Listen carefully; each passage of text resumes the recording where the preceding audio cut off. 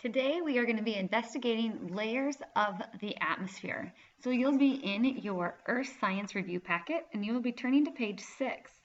So what is an atmosphere? Describe an atmosphere now. And what do you think Earth's atmosphere consists of? Let's investigate this. First off, what is an atmosphere? An atmosphere is a mixture of gases that surround the Earth. Make sure you write the definition for atmosphere in your note-taking packet. Let's talk about what our atmosphere is made out of. What do you think is the most abundant gas in our atmosphere? If you said oxygen, that's actually incorrect because the most abundant gas in our atmosphere is nitrogen. And nitrogen is what's released when dead plants or animals break down or when volcanoes erupt. The second most common gas in our atmosphere, well, now that's oxygen. And we know that oxygen is what we need to survive, right? We know that oxygen is the byproduct given off from things like phytoplankton or plants. And what about that other part, that 1%? Well, 1% of our atmosphere is made out of random gases like argon, carbon dioxide, water vapor. Let's look a little bit more at our atmosphere and how it surrounds the Earth. Why does an atmosphere surround our Earth? Well, that's because of Earth's gravity. Earth's gravity actually pulls on the gas molecules that are surrounding our Earth. And it actually creates like a little cloud of gases that are held down. Now, the gases being held down to the Earth's surface actually creates something called air pressure. What is air pressure? Air pressure is a measure of force with which air molecules are pushed against the Earth's surface. Look at this image right here. Here you can see sea level, and then you can see the change in the Earth's atmosphere as we go up in elevation. Where do you suppose the air pressure would be the strongest? Let's look at another image to better describe air pressure. Think of air pressure like a human pyramid. Look at this picture. Is this a little bit easier to determine where's the most pressure and where's the least amount? If you're in a human pyramid, what people do you think are experiencing the most amount of pressure acting on them? And why? And where do you think you'd be experiencing the least amount of pressure? This analogy is just like the Earth and air pressure. The molecules on the bottom are experiencing the most amount of pressure. Think about the people in a pyramid. They have all these other people on top of them pushing down on them. Where's the least amount of pressure? On top. Look at these particles have nothing else pushing on them. Well, besides the Earth's gravity, much like the girl on the top of the pyramid. So what conclusions have you made about altitude and air pressure?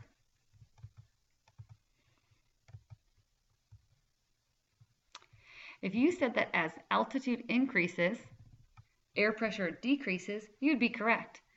So it's this change in air pressure as we're changing in elevation that makes our ears pop as you are maybe driving up a mountainside or flying in an airplane. If your ears are popping, it's because your ear is actually trying to adjust for the change of pressure in gases. Let's look more about this changing of elevation. When we talk about the changing of elevation in the Earth's atmosphere, now we have something called layers. When we talk about the word sphere, though, atmosphere, we should remember that the word sphere is what's used to describe a ball. So when we talk about the Earth's atmosphere, what we're really talking about is this circular ball that is covering the Earth, and it's actually broken off into layers. The very first layer that we interact, where we live, is called the troposphere. Remember, sphere means ball. What does the word tropo mean, though? Tropo means turning or changing. This is where the gases are all kind of mixed up with one another. In the troposphere, this makes sense that we have these turning or changing gases because think about the wind that blows or the weather that we have. This occurs because the gases are mixing and moving. The second layer is the stratosphere. What does the word strato mean? Strato means layer. Maybe you've had, and strata is a layered egg casserole. So if you've ever made strata, you have a layer of bread and maybe meat, and maybe vegetables like peppers or onions. and then a layer of bread, and then a layer of meat. But the key word here, or the key example here, is that it's layered, right? You have one layer of food on top of another layer of food on top of another layer of food. And the reason that this breakfast casserole is called strata is because the food is layered, and the word strata means layered. In the stratosphere, this is where we have layered gases. The gases do not mix. Now let's look at the word meso. Meso means middle, and this is the middle layer of our Earth's atmosphere. And then you know the word therm. We talk about thermic. What does the word therm mean? Heat. And this is where the temperatures are the highest. So this would be our heat sphere. Let's look at each of these spheres in more detail now. On your note-taking packet, we're going to start with the very bottom of the box. So there's an arrow, and on that arrow, I would like you to write troposphere. We are going to talk about our troposphere now. So the troposphere is on the very bottom. In the actual box, I actually want you to draw things that occur in the troposphere. So you could put things like a mountain in that box. You could put oceans. You could put clouds. You could put people, because the troposphere is the lowest layer of our atmosphere. It's the most dense layer. It is 90% of our atmosphere's mass. And in our troposphere, we have things like H2O and water and clouds. We have pollution and weather and life forms. So make sure in your note-taking packet on the very bottom that you have not only written troposphere, you've written down characteristics of the troposphere, and you have drawn images of things that occur in the troposphere. Now let's talk about something different. Now let's talk about the stratosphere. The stratosphere is above the troposphere. So now in your note-taking packet, you are now going to move to the next arrow, write stratosphere on the bolded line, and then underneath that, I would like you to write characteristics of the stratosphere. So the stratosphere is a layer above the troposphere. Remember that the word strata means layer, and in this layer we have gases that do not mix with one another. The air is very thin up there, and there's very little moisture. The stratosphere, a key thing with the stratosphere, it is the home of our ozone layer. So you can see that right here. This is also where weather balloons can be sent. Why? Because you want to get up above the weather that is occurring in the troposphere in order to measure it.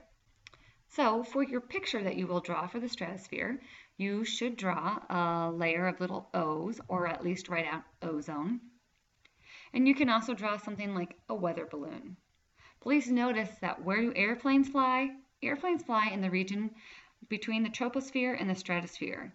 Airplanes attempt to get up above the weather, and this is called the tropopause. Let's look at the next two layers of our atmosphere. Let's first start by looking at the mesosphere. In your note-taking packet, I want you to be writing above now the stratosphere, and you should be writing mesosphere on the bolded line. And write that the mesosphere is the middle layer. It is also the coldest layer in our atmosphere, which is kind of crazy because it's in the mesosphere that meteors actually burn up. How is that possible? It's the coldest layer, but yet meteors burn up here? This is because of friction. As the particles that are the meteor are colliding with particles in our atmosphere, it actually heats them up right in that region, and that's what creates this burning. But the mesosphere itself is not warm. For your drawing of the mesosphere, you could actually draw things like a meteor. Let's look at the next layer of our atmosphere.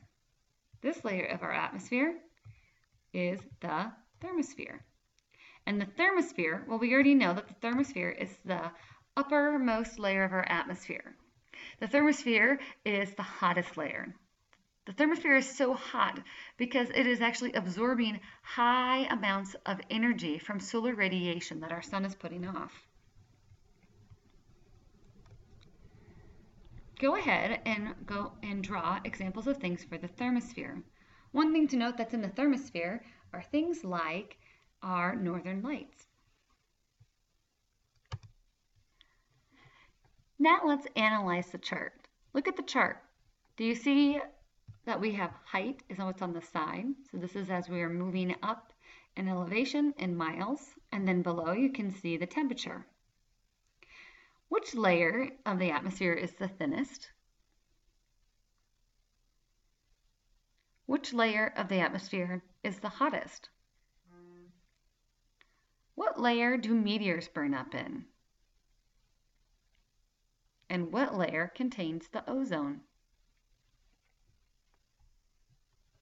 We will be discussing this in more detail tomorrow. Please notice that on your note-taking sheet, you'll see that there's a layer above the thermosphere. The layer above the thermosphere is right here. Do you see how we have some changes in our graph data? This is called the exosphere, and the exosphere is the region where we have the Earth's atmosphere ending and outer space beginning. Tomorrow when you come into class, you're going to walk it to know it. There's going to be pieces of paper laid out on the ground, and as you walk in, you are expected to walk over each of the strips of paper, and you're going to act it out or chant the words. So you will say things like troposphere is where we are, and you will have your thumbs pointing in towards yourself. You'll say stratosphere, where the rays are blocked due to our ozone, and you will have your hands up like you're blocking your face. Mesosphere is where the meteors burn up, and then you'll make the sound effect. And then thermosphere is where the satellites orbit, and you yourself will orbit here. You will be doing this every single day when you walk into my class for the next 2 weeks.